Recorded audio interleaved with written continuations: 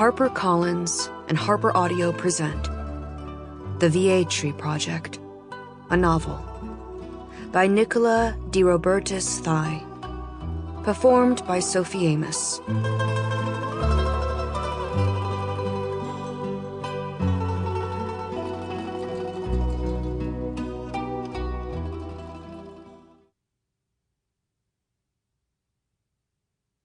Chapter 1.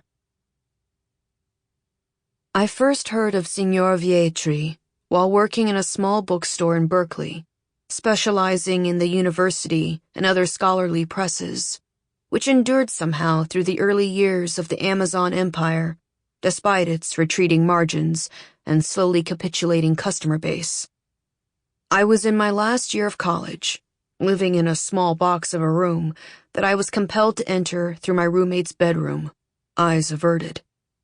Before the bookstore, I had been working in an upscale Italian deli and import store on Claremont Avenue, where I believed the deciding factor in my hiring had been my ability to confidently pronounce the word tagliatelle. After a year of arranging pesto mayo on ciabatta and gagging at the white ooze of mortadella on the meat slicer, I had applied to the bookstore, which had given me shifts on Saturdays and Wednesday nights. Soon after I was hired, a letter had arrived with a list of over 50 books that a Giordano Vietri in Rome was hoping we could track down and ship to him. Requests like these weren't infrequent for our store, but Vietri's order was unusual in its volume. Because I was the newest staff member, the Vietri Project, as we called it, was given to me. The list of books, which included the city of publication as well as the year, was full of misspellings and typos of both the titles and authors' names. I suspected it had been written on a typewriter, because what word processing program would not have corrected the frequent spaces missing between words? I ran my fingers over the back of the paper to feel for the faint bumps I thought a typewriter might leave, but the evidence remained inconclusive. As the days went on, infused by the leisurely pace of the store, I began to pay closer attention to the books themselves. Some of the early titles that stood out to me were Medicine, Rationality, and Experience, The Cultural Phenomenology of Charismatic Healing, Pain as Human Experience, and Patients and Healers in the Context of Culture. I had the thought that these were the book purchases of a dying intellectual, but concluded that it was more likely that this Signor Vietri was an anthropologist, who, as a category, bought the most eclectic books.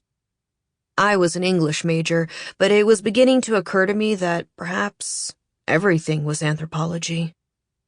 After a few weeks, when the books had arrived and been shipped off to Rome, that probably would have been the end of my thoughts of Vietri, had not another letter arrived just 11 days later.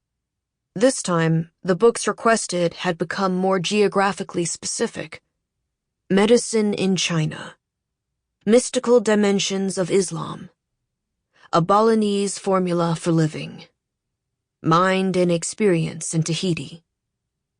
In addition, the number of books requested had doubled. I assembled the order while trying surreptitiously to finish my honors thesis on Thomas Hardy at the front desk, thinking there was small chance Signor Vietri had even received his first order of books, let alone had time to read any of them.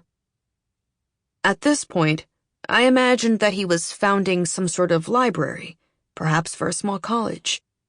However, by the next list of requests for early Sanskrit scriptures, hunting, animism, and personhood among the Siberian Yukog, and death ritual in late imperial China, along with a string of books on Taoism and immortality, I began to construct the image in my head that was to remain my conception of the Signore. That of an old man alone in a crumbling Roman apartment building, surrounded by hundreds of books not in his native language, frantically researching his own mortality. I also had the opportunity. Sample complete. Ready to continue?